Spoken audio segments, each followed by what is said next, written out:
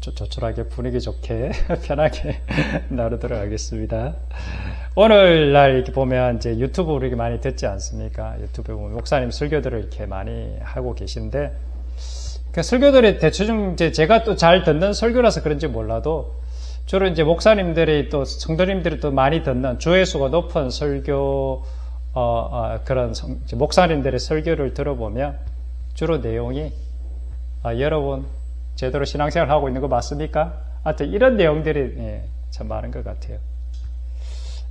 입으로만 주여 주여 하면서 실제로 거듭난 자로서의 그러한 증거, 예수님의 닮은 증거가 여러분들 갖고 있습니까? 뭐 이렇게 우리 목사님들이 이렇게 목소리를 높이고 있는 것 같더라고요. 뭐 이것은 뭐 감사하고 좋은 현상이라고 저는 생각합니다. 그러나 반면에 또 한편으로는 이러한 설교들을 들으면서 이러한 설교들이 나올 수밖에 없는 이러한 배경들, 물론 뭐 예전에도 이런 설교들이 뭐 없지 않아 있었겠지만, 뭐 참으로 이렇게 현실의 이런 안타까운 현실들을 반영하고 있는 설교들이 아닌가 이렇게 생각이 들 때가 많습니다.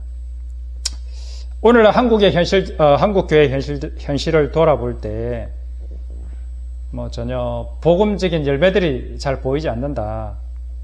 뭐 이렇게 제가 볼 때는 성도들은 좀 괜찮은 것 같은데, 이렇게 좀 리더 대신 이렇게 목사님들이 조금 좀 교회를 좀 그래서 교회의 어떤 성도들의 수준은 목회자의 수준을 뛰어넘기 어렵다라는 그런 말들이 있지 않습니까? 그러니까 오늘날 교회의 모습은 목회자들의 어떤 실력이고, 그 목회자들의 어떤 그러한 적나라한 모습들은 오늘날 이제 인터넷 매체를 통해서 이렇게 잘 조금 옛날보다는 많이 알려지게 된 것 같습니다. 그러한 이제 이 한국 교회의 전반적인 어떤 그런 그 열매가, 예전에는 그래도 교회 하면 좀 이 사람들로부터 이렇게 신뢰를 받기도 하고 또는 존경을 받기도 하고 그런 대상에서 이제는 사회보다도 못한 모습을 가진 그러한 집단으로 이렇게 조금 이렇게 이미지가 형성되어 가고 있는 것 같아요. 교회가 더 이기적이고 더 욕심 많고, 자기 것을 놓고 안 놓으시려 하고, 장이동의 그 모 교회는 알박기를 뭐 하고 있는 것처럼 이렇게 비춰지지 않습니까? 최소한의 상식과 사회적인 상식과 매너, 그리고 양심조차 없는 그러한 어떻게 보면 집단처럼 이렇게, 물론 이제 소수긴 하겠지만 그러한 소수가 이렇게 사람들의 어떤 인식들 가운데 매스컴을 통해서 이렇게 인식되어지는 것 같아요. 뭐 소수라도 그런 사람들이 나오면 안 되겠지요. 오늘 찬양에도 그런 찬양을 조금 부르긴 했지만, 주님께서는 이 시대에 우리에게 들려주시고자 하는 말씀이 뭔가 하면, 좁은 문으로 들어가라. 들어가기를 구하여도 얻는 자가 많지 않을 것이다. 라는 말씀이 이 시대에 우리에게 들려주시는 하나님의 분명한 경고의 메시지가 아닌가 저는 그렇게 생각합니다. 정말 신앙생활하고 하나님을 알아가고 그리고 시간이 가면 갈수록 구원의 문은 정말로 이렇게 좁은 문이 아닌가 하는 생각들을 이렇게 절감하게 됩니다. 좁은 문일 뿐만 아니라 그 좁은 문을 통과하기도 어려운데, 그리고 통과하고 나서 그리고 그 길을 끝까지 달려가는 것조차도 참 쉬운 길이 아니구나 하는 생각들을 많이 하게 됩니다. 그렇지 않습니까? 그 문을 찾는 사람도 적고, 그리고 찾았다 하더라도 그 길을 끝까지 완주해 내기가 결코 쉽지 않은 길이라는 것을 이렇게 절감하게 됩니다.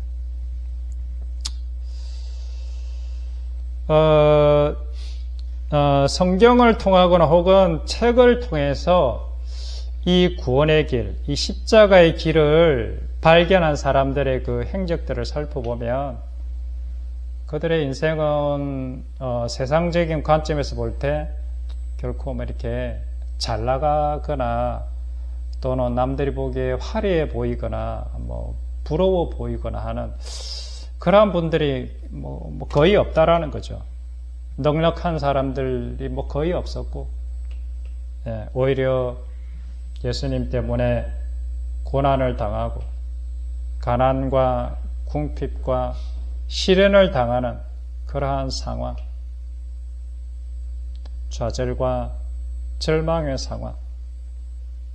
근데 그런 상황이 오히려 이렇게 믿음의 거리를 걸어갔던 사람들에게는 천국의 좁은 문을 여는 바로 그러한 열쇠가 되었다는 것을 우리가 많이 보게 됩니다.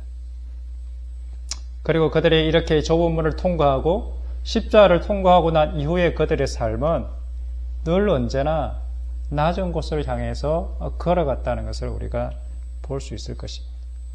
광야의 길을 사모했고 고독한 그 길을 사모했고 그리고 그 길을 가면서도 주님과 함께 동행하는 주님과 함께 연합하는 그것을 정말로 간절히 사모했다는 것을 우리가 보게 될 것입니다.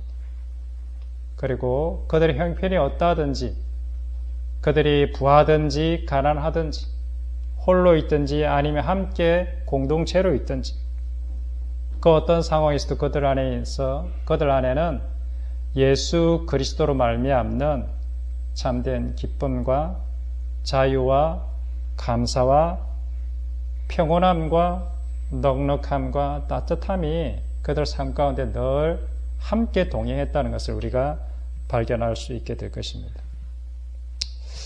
한마디로 그리스도로 말미암아 십자가에서 죽는 그 죽음을 나의 죽음으로 받아들이는 사람은 그 죽음을 초월한 사람만이 가지는 그런 완전한 평안과 감사를 누리는 많은 신앙의 선배들, 성경에 나와 있는 인물들, 그리고 어떤 그런 신앙의 선배들을 보게 됩니다.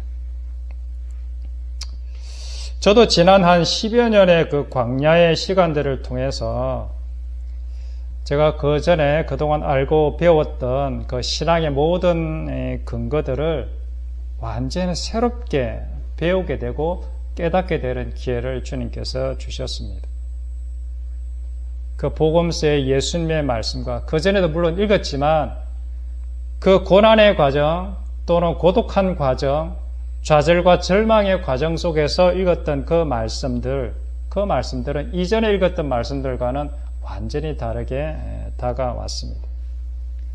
복음서의 말씀과 바울 서신의 말씀들, 특히 로마서 6장, 7장, 8장, 그리고 고린도전서 1장, 2장, 고린도후서 4장의 말씀들, 이렇게 여기들에 나오는 그 십자가의 말씀들이 정말 예전에는 보지 못했던 말씀들이 내 눈에 띄어지게 된 것이죠. 그리고 일반 서신서들과 요한계시록의 말씀들을 통해서 복음과 말씀이 다시금 이해되어지고 해석되어지는 그러한 일들을 이렇게 경험하게 되었습니다. 그리고 믿음의 선배들부터 전해져 내려온 신앙의 고전들을 하나님께서 읽게 하셨고 접촉하게 하셨습니다. 만나게 해주셨습니다.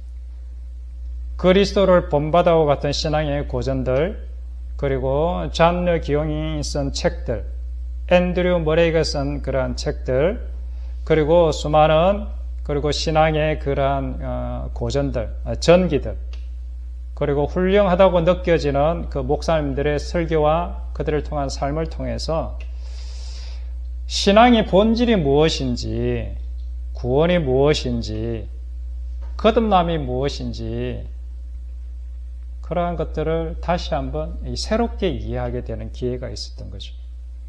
사람은 과연 어떻게 거듭날 수 있는가? 사람들은 왜 거듭나지 않으면 안 되는가? 이런 것들을 말씀을 통해서 이렇게 이해하게 되었습니다.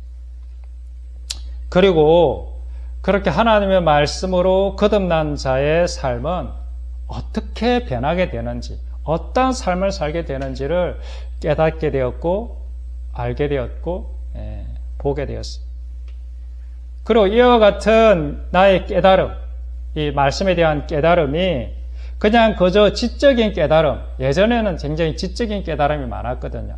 이런 것들을 깨닫게 되고 이런 것 다 지식적인 깨달음이 많았는데 그것이 지적인 깨달음이 아니라 실제 나의 삶에 적용되어지는 내 삶의 어떤 그런 변화를 통해서 내 삶 가운데 일어난 어떤 그런 직접적인 변화들을 온몸으로 체험하면서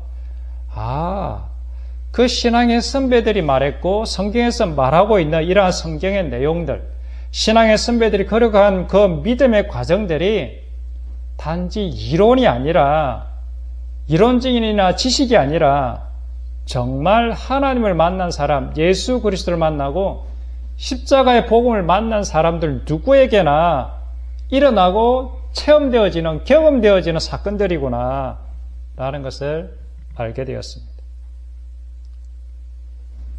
자아의 죽음이라는 사건과 십자가 사랑이라는, 그리고 십자가의 죽음과 부활의 능력이 그저 말로만 성경에 기록되는 문자가 아니라 실제로 내 삶 가운데 일어나는 놀라운 변화이고 놀라운 거듭남의 역사라는 것을 경험하면서 우리가 복음을 전하는 것 혹은 또 설교를 하고 사역을 한다는 것은 우리가 단지 성경을 공부하고 연구해서 그것을 내가 배워서 전하는 게 아니라 내가 말씀을 통해 깨달은 십자가와 부활의 사건들이 실제로 내 삶에 직접 경험되어지고 체험되어지고 증명되어진 것을 나누고 전하는 것이 이것이 설교고요. 이것이 복음을 전하는 것이요. 이것이 사역이구나 하는 것을 깨닫게 되었습니다.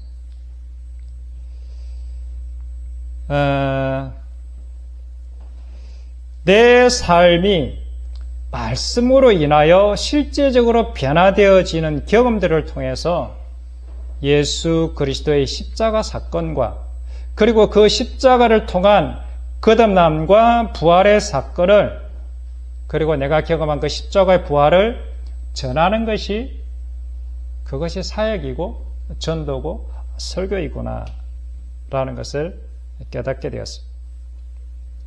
그리고 예수 그리스도의 십자가와 부활의 사건이 바로 우리를 향한 하나님의 완전한 사랑의 모델이라는 것을 알게 해주셨습니다.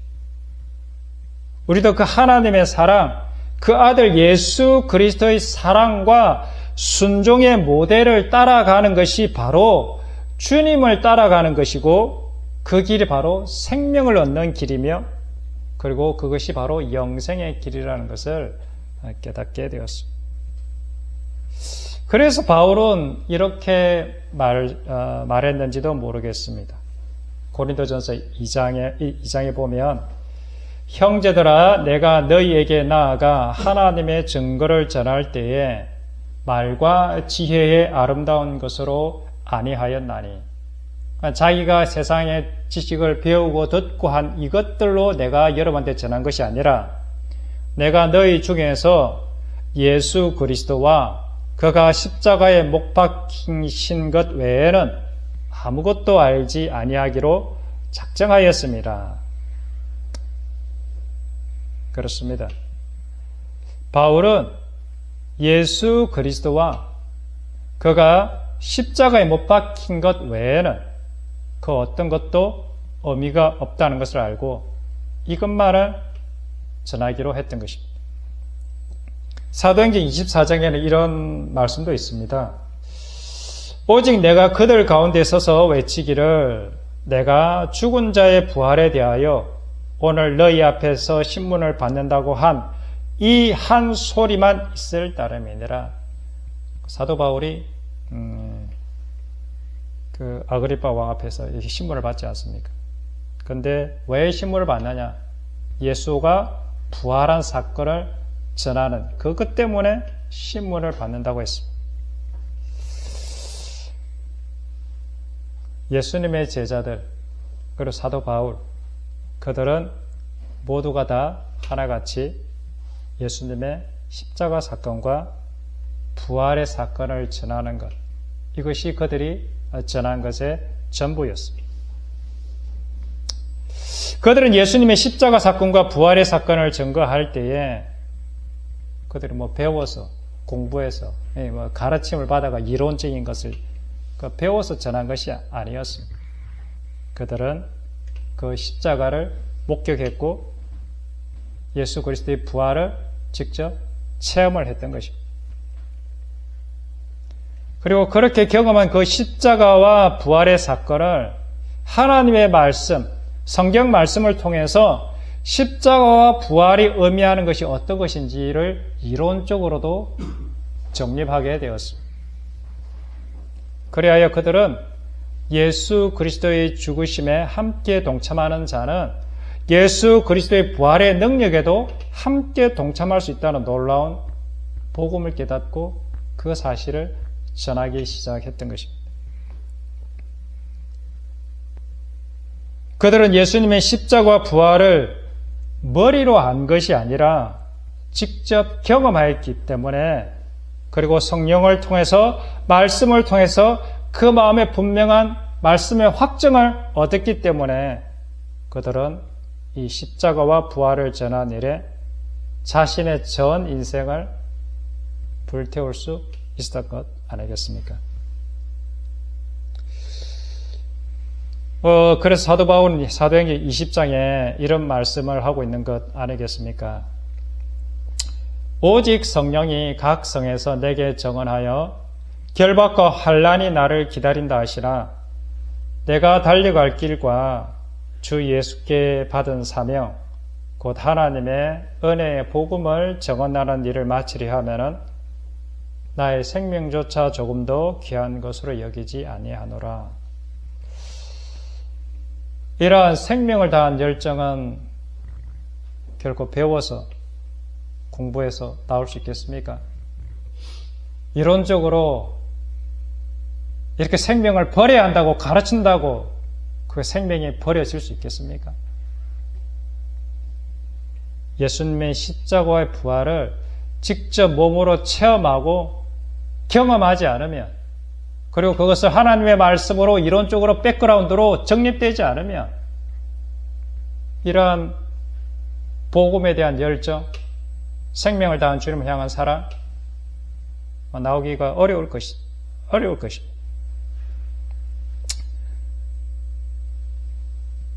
그래서 이러한 하나님의 이 십자가와 부활을 자기가 직접 체험하고 하나님의 말씀으로 그것이 백그라운드로 완전히 정립되고 그렇게 될 때 이 바울은 또는 주님의 제자들은 그리고 하나님 믿는 백성들은 예수 그리스도의 십자가 그 앞에 십자가에 자신의 전 존재론적인 죽음을 이렇게 내어 던지는 것 아니겠습니까? 그리스도 안에서 성령으로 역사하는 그 부활의 권능을 내가 그리스도와 함께 십자가에 온전히 내 자신의 인생을 내어 드림으로 그도 자신의 인생 가운데 그러한 부활의 능력을 체험할 수 있는 것 아니겠습니까? 이렇게 자신의 인생 가운데 예수 그리스도의 죽으심과 부활을 직접 경험한 사람, 그것이 내 삶 속에서 체험되어진 사람은, 그리고 그것이 하나님의 말씀적인 이론으로 완전히 마음 가운데 가슴이 박힌 사람은 어떤 일이 벌어지느냐? 너무나도 자연스럽게 사도 바울과 같은 이러한 열정이 내 속에서 마음 깊은 곳에서 터져 나오게 되어 있다는 것입니다. 예수 그리스도를 만난 이러한 체험, 그리고 하나님의 말씀으로 그 이론적인 백그라운드가 보장된 자들에게는 예수 그리스도의 십자가 복음에 대한 열정과 하나님에 대한 사랑, 영혼에 대한 사랑이 터져 나오게 되어 있는 것은 지극히 당연한 일일 것입니다. 사실 우리가 전도는 무브먼트가 아닙니다. 전도는 전도 폭발 훈련과 같은, 혹은 제가 예전에 선교단체에서 배웠던 1:1 전도 훈련으로 전도가 되어지는 것이 결코 아닌 것입니다. 물론 그런 훈련들이 아주 필요 없다거나 쓸모없다는 것이 아닙니다. 다만 이러한 것들이 전도의 본질은 아니라는 것이죠. 이러한 것에 집중하면 진짜 십자가 복음을 만나기가 참으로 어렵다는 것입니다. 전도는 하는 것이 아니라 되어지는 것입니다. 전도는 열매인 것입니다. 내가 열심을 내어 뭔가를 스스로 이렇게 전도한다고 전도가 되어지는 것이 아닙니다. 마치 부부가 사랑해서 결혼을 하면 자연스러운 그 사랑의 열매로 자녀가 자연스럽게 태어나듯이 내 주변에 나를 통해 일어나는 전도의 열매는 내가 완전히 십자가에서 죽어지고 내 안에 있는 예수 그리스도로 내 안에서 하루하루 살아갈 때, 그 십자가의 사랑으로 살아갈 때 그때 맺혀지는 자연스러운 열매가 바로 전도의 열매인 것입니다. 마치 안디옥 교회에서 세상 사람들이 안디옥 교인들을 보고 그리스도인이라, 그리스도를 닮은 사람이라 불렀던 것처럼 우리가 예수님처럼 예수님의 그 십자가의 사랑으로 살아갈 때 세상 사람들이 우리를 보고 그리스도를 따르는 제자라 이렇게 부르게 되고, 그것을 통해서 하나님의 나라는 복음은 확장되어져 가게 되는 것입니다. 그렇다고 1대1 전도나 사형리 전도 같은 전도가 필요 없다거나 무용지물이다 이렇게 말하는 것은 아닙니다. 제가 왜 전도 피켓을 들고 왔다 갔다 하겠습니까? 그래도 우리는 세상에 주님의 복음을 최선을 다해서 열심히 알려야만 합니다. 그러나 그럼에도 불구하고 전도의 본질, 복음의 본질은 심령의 변화이지 지식의 전달이 아닌 것입니다. 물론 심령이 변화하기 위해서는 지식이 전달되어야 하는 것은 맞지만 그 지식은 어디까지나 지식에 불과한 것입니다.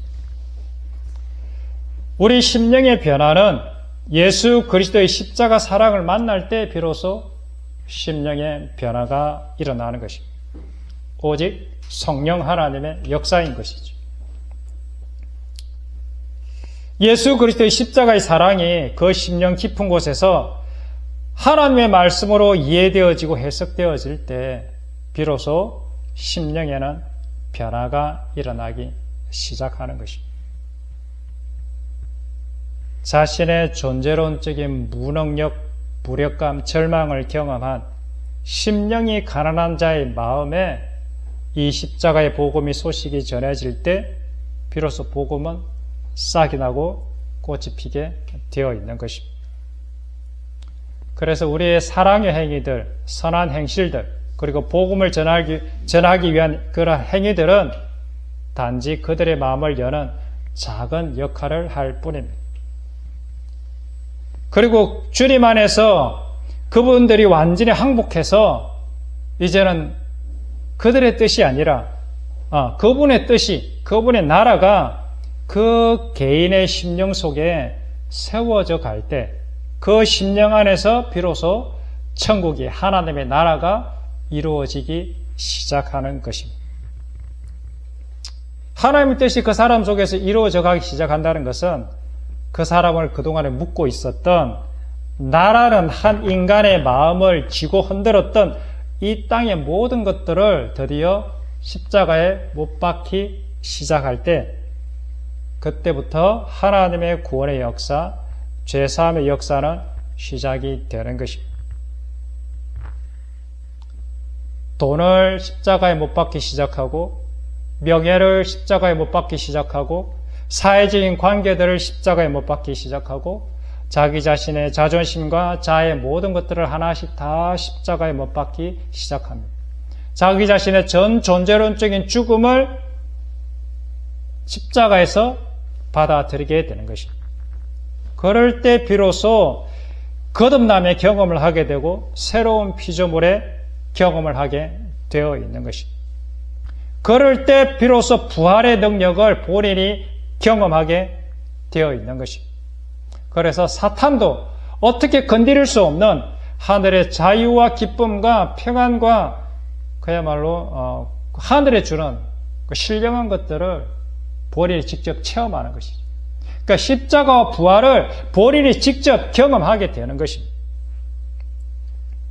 이러한 십자가의 경험의 변화, 십자가의 그 경험, 부활의 경험은 순간적으로 일어날 수도 있지만 오랜 시간에 걸쳐서 조금씩 서서히 일어나고 변화될 수도 있습니다. 로마서 6장 7절에 이런 말씀이 있습니다. 이는 죽은 자가 죄에서 벗어나 의롭다 하심을 얻었습니다. 로마서 6장 7절은 정말로 또 중요한 신앙의 어떤 이 복음에서 핵심적인 구절 중에 하나가 또 로마서 6장 7절입니다. 이것은 꼭 기억하셔야 될 말씀 중에 하나인데, 이는 죽은 자가 죄에서 벗어나 의롭다 하심을 얻었습니다. 어렵게 되는 비결, 죄사함의 비결이 어디에 있느냐? 죽은 자가 죄에서 벗어나 어렵게 된다. 이것은 절대로 잊지 말아야 될 사건인 것입니다. 말씀인 것입니다. 죄에서 벗어나려면 어떻게 해야 되느냐? 내가 죽어야만 하는 것입니다. 내가 어렵다 하시면 얻으려면 어떻게 해야 되느냐? 내가 죽어야만 하는 것입니다. 죄사함은 어떻게 했습니까? 죄에서 떠나야 죄사함을 얻는 것입니다. 그런데 인간은 스스로 이 죄를 떠날 수가 없어요. 죄와 분리될 수가 없습니다. 죄와 우리 육체가 딱 하나로 딱 붙어 있기 때문에 죄에서 벗어날 수 있는 길이 없는 것이죠. 그래서 어떻게 벗어나느냐? 사람이 죽으면 비로소 이 육체와 죄가 분리가 되는 것입니다. 나의 자아와 이 육체가 죽을 때 비로소 분리되는 것입니다. 내가 죽어야만 비로소 내가 나를 컨트롤하고 있던 내 자아의 왕국에서 벗어날 수가 있는 것이죠. 내가 죽을 때 비로소 나를 묶고 있는 이 죽음의 감옥에서 드디어 밖으로 실려나. 감옥이 우리 죄의 감옥, 이런 죄의 감옥, 그 다음에 이 죽음의 감옥에서 밖으로 탈출할 수 있는 유일한 길은 뭐냐면 죽어 시체가 돼서 시체가 될 때 이렇게 들고 나가는 거예요. 죽기 전에는 절대 빠져나갈 수가 없는 거죠. 그래서 예수님께서 어떻게 이 죽음의 감옥에서 육체를 입고 오신 이유는 뭐냐면 육체를 입고 이 자기 자신이 어떻게 해서 이 육체의 감옥에서 벗어나 탈출할 수 있는 길을 직접 보여주셨습니다. 그것이 십자가의 사건이죠. 히브리서 2장 14절에 이렇게 그 사건을 기록하고 있습니다. 자녀들은 혈과 육에 속하였음에 그도 또한 같은 모양으로 혈과 육을 함께 지니심은 죽음을 통하여 죽음의 세력을 잡은 자 곧 마귀를 멸하시며. 이건 정말 잘 기억해야 돼요. 마귀의 권세를 깨뜨리는 방법, 유일한 방법이 뭐냐? 죽음을 통해서 죽음의 세력을 잡은 사탄 마귀의 권세를 깨뜨린다. 이것이 십자가인 것입니다. 그래서 예수 그리스도의 십자가만이 온 인류를 죽음에서 탈출시키는 유일한 구원의 길이 되는 것입니다. 사탄의 권세, 죄악의 권세에서 탈출시킬 수 있는 유일한 길이 예수님의 십자가에서 죽는 그 방법 밖에는 없는 것입니다. 그래서 예수 그리스도의 십자가만이 참된 생명의 길이고 참 빛이고 참 진리가 되는 것입니다.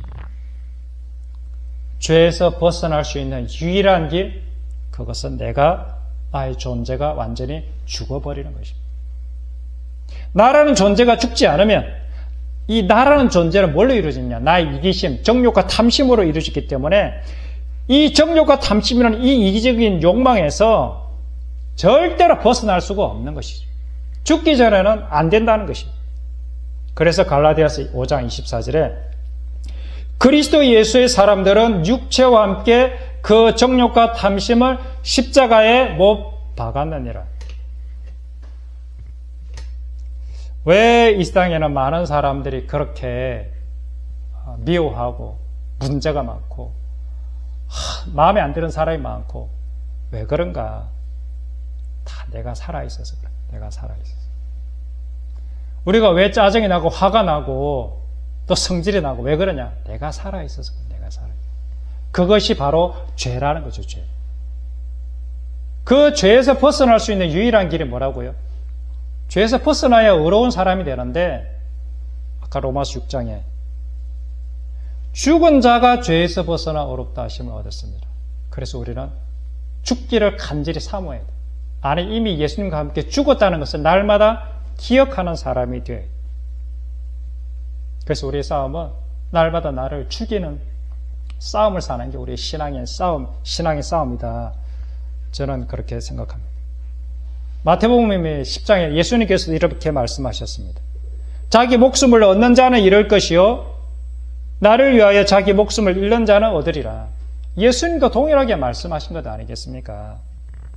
이 땅에서 네 속에 있는 그 육체 욕망, 네 욕심, 정욕대로 네가 발버둥 치고 한번 살아봐라. 그것으로부터 육체로부터 거둘 수 있는 것은 썩어질 것밖에 없다. 그래서 자기 육체를 위하여 심는 자는 육체로부터 썩어질 것을 거두고 성령을 위하여 심는 자는 성령으로부터 영생을 거둔다. 이 땅에서 자기 목숨을 얻고자 발버둥 치는 자는 반드시 네 목숨을 잃게 될 것이다. 지옥 가게 될 것이다. 자기를 위해 살고자 하는 반드시 썩어질 것을 얻게 될 것이다. 그렇지만 나를 위해서, 예수 그리스도를 위해서, 하나님을 위해서, 또 하나님께서 사랑하라고 하신 내 옆에 있는 그 한 사람, 그 사람을 위해서 너의 그 정욕과 탐심, 더러운 그 성질머리들을 다 죽여버리고 너의 욕심을 다 죽여버리고 그렇게 그 사람을 사랑하는 자, 예수님의 마음으로 사랑하는 그 사람은 너의 생명을 얻게 될 것이다. 반드시 영원한 생명을 얻게 될 것이다. 이렇게 말씀하고 있는 것입니다. 이것이 진짜 복된 소식이고 이것이 생명의 소식인 것입니다. 그래서 로마서 6장 5절에 바울은 이렇게 결론을 내고 있습니다. 만일 우리가 그의 죽으심과 같은 모양으로 연합한 자가 되었으면 그의 부활과 같은 모양으로 연합한 자도 되리라. 그분의 죽으심과 같은 모양으로 연합한 자만이 그분의 부활과 같은 모양으로 연합하게 될 것이다. 이것이 복음인 것입니다. 우리는 그분과 함께 십자가에 못 박히는 사건을 통해서 비로소 우리는 우리 자신의 육적 자아로부터 해방이 되어지는 것입니다. 그리고 이제는 그분의 부활과 같은 새로운 피조물로서 그분을 닮은 사람으로서 이제는 그분께서 내 안에서 행하시는 그 사랑, 십자가의 사랑, 아가페의 사랑이 내 안에서 흘러나가게 되는 것입니다. 이것이 거듭난 자의 삶이고 이것이 거듭난 자의 당연한 열매인 것입니다. 죄에서 자유함을 얻으려 하면 우리는 그분을 믿어야만 합니다. 그분을 믿는다는 것은 아까 로마서 6장의 말씀대로 내가 죽는다는 것을 의미하는 것입니다. 하나님을 믿는다는 것은 단순히 입술로만 얘기하는 것이 아니라 마음으로 믿어 의에 이르고 입으로 신하여 구원에 이르는데 마음으로 믿는다는 것은 내 마음으로 예수 그리스도와 함께 십자가에 죽는 사건을 말하는 것입니다. 그런 사람의 입으로 고백할 때 그 사람이 구원이 되는 것입니다. 내가 죽어야 한다는 의미는 사실은 내가 이미 예수님과 함께 십자가에 못 박혀 죽었다는 것을 날마다 잊지 않고 기억하는 것과 동일한 것입니다. 그분을 믿는다는 것은 그분께 나의 전 인생을 다 내어 맡기는 것을 의미하는 것입니다. 그분이 이끄시는 대로 이해가 되든 되지 않든 하나님께서 인도하신 대로 그냥 그저 믿고 따라가는 것입니다. 이것이 그분을 믿는 것입니다. 그분을 따라갈 때 어떻게 우리가 이해가 되겠습니까? 우리 인생이 어떻게 알 수가 있겠습니까? 잘 되던 사업이 하루아침에 망하기도 하고 자녀들이 때로는 떠나가기도 하고 예상치 못한 일들이 벌어지지 않습니까? 그럼에도 불구하고 우리는 하나님의 신실하심을 믿고 내 안에 주신 하나님과 사랑을 실천하면서 하루하루 살아가는 것입니다. 또 내가 보니 보라 어린 양이 시온산에 섰고 그와 함께 14만 4천이 서 있는데 그들의 이마에는 어린 양의 이름과 그 아버지의 이름을 쓴 것이 있더라. 이 사람들은 여자와 더불어 더럽히지 아니하고 순결한 자라. 어린 양이 어디로 인도하든지 따라가는 자며 사람 가운데서 속량함을 받아 처음 익은 열매로 하나님과 어린 양에게 속한 자들이니. 그분을 믿고 따라가는 것은 그분이 걸어가신 십자가의 길을 나도 따라가는 것입니다. 그분과 함께 날마다 나의 자아를 십자가에 못 박는 길을 말하는 것입니다. 내가 그분과 함께 십자가에 못 박힌다는 것은 이제는 더 이상 이 땅의 것에 내 마음을 더 이상 두지 않겠다, 빼앗기지 않겠다라는 것과 동일한 것입니다. 이제는 더 이상 이 세상의 돈이나 재물이 내 인생의 마음을 흔들지 못하도록 하겠다. 돈이나 재물이 내 인생을 전부 걸지 않겠다. 이 땅의 세상 사람들, 눈에 보이는 사람들한테 나의 인생을 절대로 의지하지 않겠다. 나의 인생을 전부를 맡기지 않겠다. 그리고 내 스스로가 내 인생을 내가 책임지고 갖고 가지 않겠다. 내 스스로의 운명 개척하는 것을 내가 포기하겠다. 구름이 움직이면 나도 움직이고, 구름이 멈춰서면 하루고 이틀이고 한 달이고 1년이고 나도 멈춰서고. 이것이 믿음으로 살아가는 사람들의 삶인 것입니다. 우리는 하나님을 알면 알수록, 하나님의 사랑을 경험하면 경험할수록, 예수 그리스도의 십자가와 부활의 능력을 체험하면 체험할수록 이 십자가의 사랑을 전하지 않고는 견딜 수 없는 사람이 될 수밖에 없는 것입니다. 그 하나님의 사랑이 생명이고 영생이라는 것을 깨달은 사람은 그 십자가에서 그리스도와 함께 죽는 자아의 완전한 죽음의 그 사건이 나를 살리고 너를 살리고 우리를 살리는 생명이요 능력이라는 것을 깨닫게 될 것입니다. 그래서 이러한 사실들을 깨달은 사람은 이 사랑으로 말미암아 가만히 있을 수가 없게 되는 것입니다. 같이 기도하겠습니다.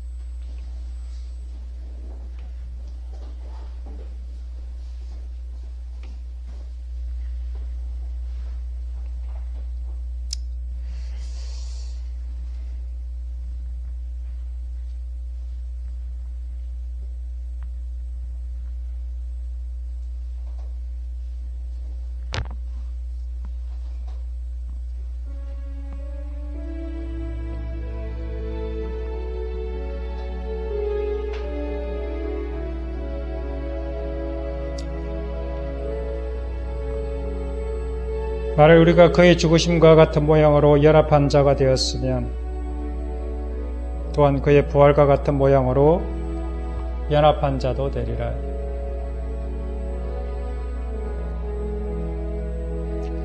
하나님, 주님의 십자가를 사랑합니다. 주님의 십자가를 사모합니다. 그 주님의 그 부활의 권능을 내 삶에 체험하기 위해서 주님의 그 죽으심과 같은 모양으로 연합한 자가 되기를 간절히 원합니다. 세상 사람들이 아무도 우리를 알아주지 않고 모두가 다 내 곁을 떠나가고 나만 홀로 있고 나만 외로워 있는 것 같을 때에도 그 주님의 그 부활의 권능에 동참하고 하기를 간절히 원하는 마음으로 나를 십자가에 내려놓습니다. 주님, 우리를 십자가의 길로 인도해 주십시오. 이 땅의 것에 우리 마음을 빼앗기지 않기를 원합니다. 주님 오실 날이 멀지 않은 것 같고 내가 주님 앞에 갈 날이 멀지 않은 것 같습니다. 그냥 그저 하루하루 그냥 주어진 하루하루를 감사하며 살아갈 수 있는 그 믿음과 용기를 허락하여 주시옵소서. 그리고 이제는 내 곁에 하나님께서 보내주신 사람들을 판단하거나 비판하거나 정죄하는 것이 아니라 주님의 사랑으로 그렇게 사랑하다가 주님 앞에 갈 수 있기를 간절히 소원합니다. 나의 자아를 십자가에 못 박습니다. 그리하여 예수 그리스도의 사랑이 내 안에서 온전히 증거되어지고 나타내어지기를 간절히 소원합니다. 우리 다 같이 기도하겠습니다. 하나님 아버지 은혜를 감사합니다.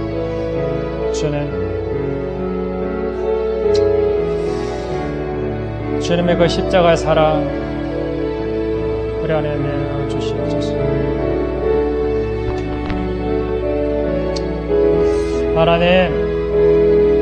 하나님께서 내게 보내주신 사람들은 판단하고 비판하고 정죄하라고 보내주신 사람들이 아니라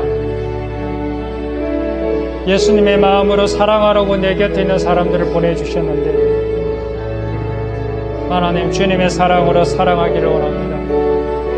그들의 연약함을 용납할 수 있는 그들의 연약함을 주님의 긍휼의 눈으로 바라볼 수 있는 그 마음을 주시옵소서. 인내하게 하여 주시옵소서. 기다리게 하여 주시옵소서. 모든 것을 믿게 하시고 모든 것을 바라게 하시고 모든 것을 견디게 하여 주시옵소서.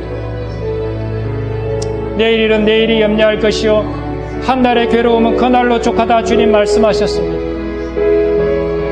아버지 하나님 오늘 하루 지금 이 순간 내 마음을 나의 삶을 아버지 하나님께 올려드리기를 원합니다. 연약합니다. 넘어집니다. 그러나 다시 일어나겠습니다. 다시 우리의 손을 붙들어 주십시오. 다시 한번 우리의 무릎을 이렇게 세워서 주님 걸어가신 그 십자가의 길 뚜벅뚜벅 걸어가기를 소망합니다. 사람이 많든지 적든지 아버지 하나님 내가 홀로 있든지 무리와 함께 있든지 어떠한 상황에도 상관없이 주님을 향한 그 사모하는 마음, 주님을 향한 그 사랑하는 마음 변치 않고 주님의 길을 따라가기를 소망합니다. 주님 우리를 불쌍히 여겨 주시옵소서.